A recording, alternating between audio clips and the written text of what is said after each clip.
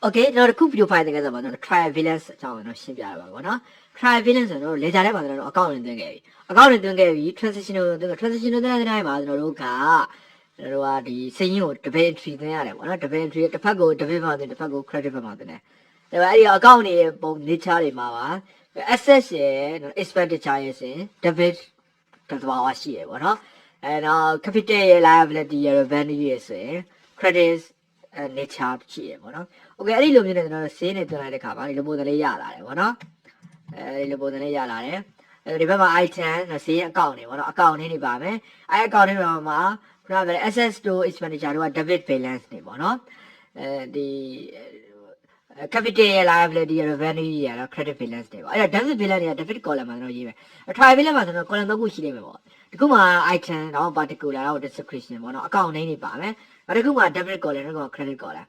ရှင်းပါတယ် debit column နဲ့မှာ debit balance တွေကိုချရေးမှာပေါ့ credit column နဲ့မှာ credit balance တွေကိုချရေးမှာပေါ့နော်အဲ့လိုချရေးတဲ့တော့ final result တစ်ခုထွက်လာလိမ့်မယ် final result ထွက်လာတဲ့ result တစ်ခုကတော့တန်ဖိုးကြီးကညီနေရမယ်ဥပမာဒီဘက်မှာဒေါ်လာ2သိန်းဆိုရင်ဒီဘက်ဟိုဘက်မှာလည်း debit ဘက်မှာဒေါ်လာ2သိန်းဆိုရင် credit ဘက်မှာလည်းဒေါ်လာ2သိန်းတခုနဲ့တခုနှုတ်လိုက်မယ်ဆို zero balance ဖြစ်နေရမယ်အဲ့ဒီမှာမဖြစ်ဘူးတခုကပိုးနေတဲ့လိုနေတဲ့ဆိုရင်ဒီဒါလေ ledger entry သွင်းကြတယ်ဟိုကတော့မှဒီ balance တွေမကိုက်ခဲ့တာပေါ့နော်ဟို debit credit ပဲမှားသွင်းသလားပေါ့နော် back ပဲမှားသွင်းသလားအဲ့လိုမျိုးတော့ပြန်ပြီးတော့ checking လုပ်ရမယ်ဒီက trivalent တွေရလာတဲ့ value တွေကကျွန်တော်တို့ဘာလို့ဆိုတော့တို့မှာဒီ accounting မှာဆိုတာတက်တန်းတစ်ခုရှိတာပေါ့နော်ဒါလစဉ်ချုပ်ပါလားလားချုပ်လားဒါမှမဟုတ်3လတစ်ခါချုပ်လား4လတစ်ခါချုပ်လားဒါမှမဟုတ်နှစ်ဝက်ချုပ်လားဒါမှမဟုတ်တစ်နှစ်စာချုပ်လားအဲ့ဒီတက်တန်းတစ်ခုရှိပါတော့ account တက်တန်းတစ်ခုရှိပါအဲ့ဒီ account တက်တန်းတစ်ခုအတွင်းမှာကျွန်တော်တို့ကဒါဘာကြီးဆက်ထုတ်မလဲဆိုတော့ income statement တွေဆက်ထုတ်မယ်နော် financial report တွေဆက်ပြီးတော့ financial statement တွေဆက်ပြီးထုတ်တော့မယ်အဲ့ဒီအထုတ်ဖို့တော့ကျွန်တော်တို့လေကြားနဲ့စင်းနေပိတ်ပြီးတော့ကျွန်တော်တို့ထွက်လာမှဒီ trial balance ပဲ ascension လို့ခေါ်တာပေါ့နော် trial balance trial ascension မှာတစ်ခုနဲ့တစ်ခု debit တန်ဖိုးနဲ့ credit တန်ဖိုးညီနေရမယ်ဒီလိုမျိုးဖြစ်နေတာပေါ့နော် debit value နဲ့ credit value ကတန်ဖိုးချင်းညီနေရမယ်ဒီထဲမှာတန်ဖိုးချင်းမညီဘူးဆိုရင်ဒါတစ်ခုခုတော့မှားတယ်ပြီအဲဒါကျွန်တော်တို့ဟိုဘက်ကဒီဟို ledger account တွေ entry သွင်းခဲ့တာကျွန်တော်တို့ပြန်ပြီးတော့စစ်ရမယ်ပေါ့နော် debit credit တွေမှားပြီးတော့သွင်းသလားဒါမှမဟုတ် amount တွေကျန်နေသလားမယ်နော်။ဘာလို့လဲတကယ်ဟိုဒီနိုင်ငံ international စင်းကိုင်းတဲ့ကောင်မှာတို့ကဒီ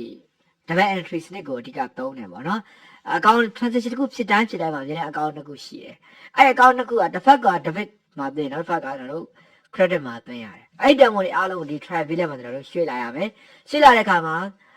debit တန်ဖိုးတွေနဲ့ credit တန်ဖိုးတွေကနောက်ဆုံးမှာညီနေရမယ်။ညီနေရမယ်ဆိုတော့တနည်းအားဖြင့်တစ်ခုနဲ့တစ်ခု debit တန်ဖိုးနဲ့ credit တန်ဖိုးကိုခြားထားလိုက်မစင်နှုတ်လိုက်မယ်ဆိုရင်0ဖြစ်နေရမယ်0မဖြစ်ဘူးတခုကပိုးနေတယ်ဆိုတာကိုလွဲနေပြီအဲ့လိုဘက်ကိုပြန်စစ်မယ်ပေါ့နော်အဲ့ try ပေးလိုက်တော့ဟိုဘက်မှာနောက်ထပ်ကျွန်တော်ထုံးမယ် financial statement တွေအတွက်ရှင်းပြေးစင်းတစ်ခု essential တစ်ခုဖြစ်တယ်ပေါ့နော်ဒီတော့ try ပေးလိုက်မှာမကြိုက်ဘဲတော့ဟိုဘက်ကိုသွားပြီးတော့ income statement တွေတော့ financial report တွေသွားထုတ်လို့ဘာလို့မှကြိုက်လာမှာမဟုတ်ဘူးအဲ့ဒါဒီစင်းဟာအရင်ကြီးကြည့်ရလို့ပြောလို့ရတယ်Okay အဲ့ဒါဆိုတော့ပြီးခဲ့တဲ့ဗီဒီယိုသင်ခန်းစာကတော့ transaction အခု20ကိုကျွန်တော်တို့ကသူရဲ့ဆက် debit account credit account နဲ့ကျွန်တော်တို့ install ဟို entry သွင်းခဲ့တယ်ပေါ့နော်အပြင်အခု try ပေးလိုက်မှာလို့ကိုင်းမကိုင်းကျွန်တော်တို့ပြန်ပြီးတော့စစ်ကြည့်မယ် Okay နော် try ပေးလိုက်မှာလုံးဝတောင်မတစ်ခု credit value နဲ့ debit value နဲ့ credit value ဟာခြားလိုက်မယ်ဆိုနှုတ်လိုက်မယ်ဆိုအချင်းချင်းနှုတ်လိုက်မယ်ဆို0ဖြစ်ကိုဖြစ်နေရမယ်မဖြစ်ဘူးဆိုကျွန်တော်တို့ရဲ့ entry သွင်းခဲ့တဲ့ value တွေတော့မှားနေကြပြန်စစ်ရမယ် Okay နော်